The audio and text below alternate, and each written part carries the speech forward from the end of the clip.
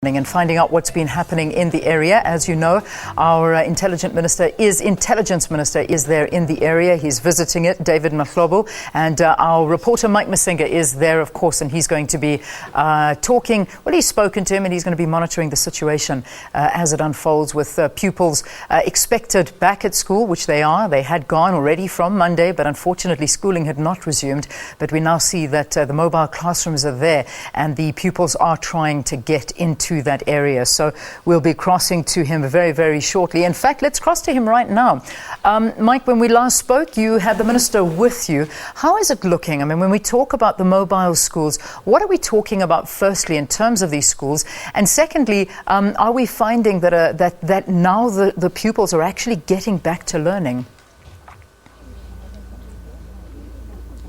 Yes, good morning, Lian. It's indeed true that we are still with the Minister of State Security, Mr. David Mahlobo. He was here. Remember, before I left, I told you that he'll be going to class. Yes, he was teaching grade 12s, and they are requesting him to remain behind for the whole week while they wait for teachers to come back. But I must also indicate that the mobile classrooms that you're talking about, the province indicated, or rather the Department of Education indicated that they have got 74 that are readily available to be delivered to the affected school. We are at Radzambo Secondary School.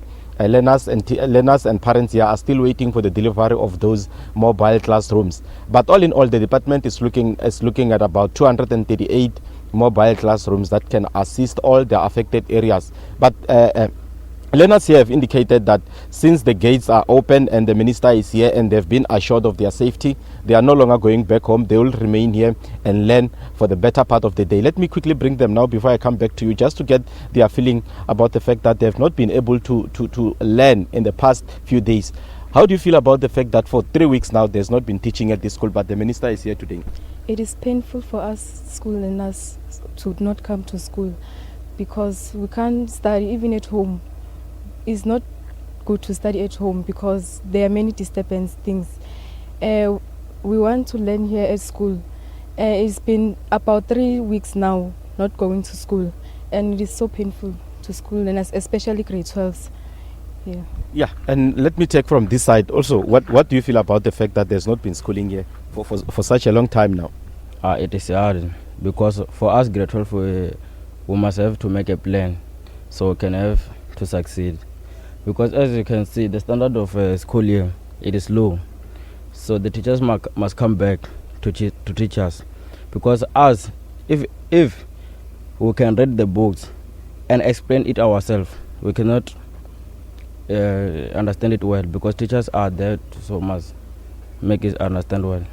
Teachers must come and explain it better. Let me take the last one here. Says Vuwani, how does it feel sitting at home and not doing anything?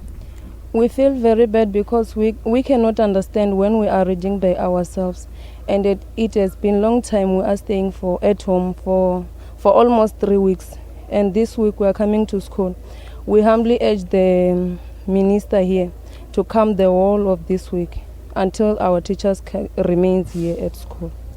The call to have the minister here at Matsila Radzambo Secondary School has been echoed again. But let me also indicate that in the Mashau area where we were yesterday, there are schools that are slowly but surely coming back to life. We'll be visiting some of the schools that received mobile classrooms yesterday. They also indicated to the National Department of Education that it's not only mobile classrooms that they are looking for. They also need schooling materials such as desks, books and chalks. As if that will happen, we're still going to see as soon as we get to Mashau, Vuwani, Feyebom and all the affected areas. It's back to you at the studio, Lian. All right, Mike, thank you very, very much for keeping an eye on that for us. As you can see, this spans a big area. So Mike making his way around that area of Vuwani just to try and give us a sense of what's been happening and how the students are faring in after this the destruction of so many schools in that area.